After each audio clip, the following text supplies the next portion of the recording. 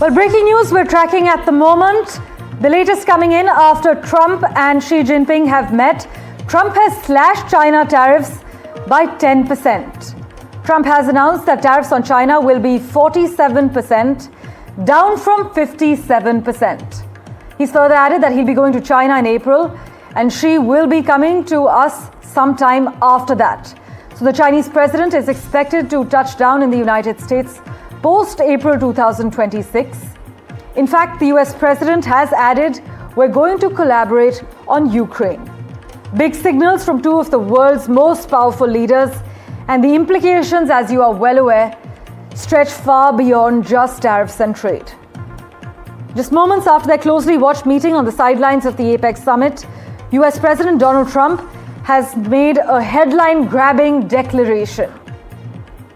He has slashed tariffs on China from 57% to 47%.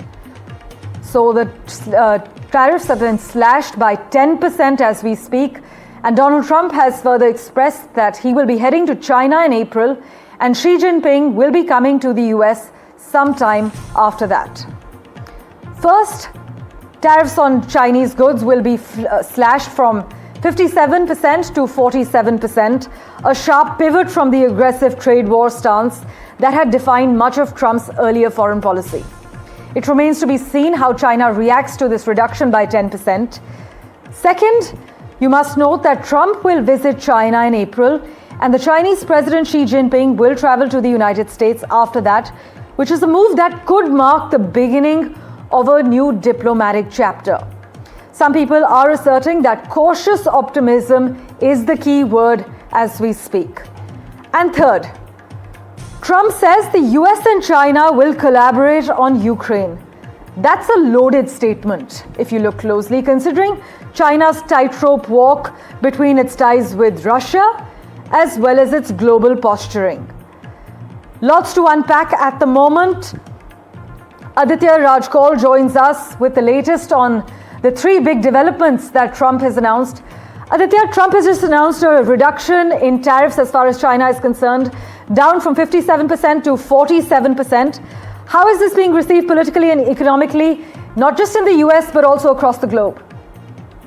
Cautious optimism, and this is a step-by-step reduction of the troubles that we have seen between two giants. In fact, US and China have had negotiations in the last few months, but there has been a tariff war. There has been an economic trouble between these countries, and there have been several questions being raised that what will really be the result of this back and forth that's been happening for the last few months. But I think there has been some positive development. The first step towards the trade deal has been announced from the reduction of the tariffs from 57% to 47%. Of course, also that Trump announcing that he would be visiting China very soon, and thereafter Xi Jinping would be visiting US as well. So 10% slashing of the tariffs has taken place, which is a significant development. As I said, I think the clincher and the game changer really was when the export controls was announced by Xi Jinping and China on the rare earths, because rare earths are critical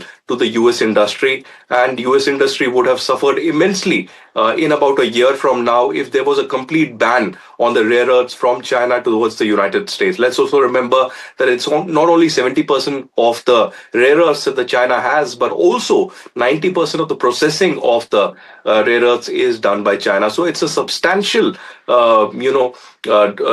increase in the rare earths that China possesses right now. And even though there has been a steady development after the talks today between Trump and Xi, we'll have to cautiously watch over the next few days and weeks how the negotiations continue, because still there is a substantial tariff, and what will be the contours of the trade deal that ultimately is announced, and how will the timeline really shape up would be really critical to watch. Of course. Aditya, take us through the significance of Trump confirming this visit to China in April and also hosting Xi Jinping after on American soil. Does this suggest a full reset in US-China ties, or is it too soon to say as we speak? Full reset is out of question at this particular stage. Okay. Of course, there has been a talk of a reset for quite some time, but the big handshake that we saw between Xi Jinping and Trump today is certainly a significant development. This is a meeting that took place for the first time after 2019, after 6 long years.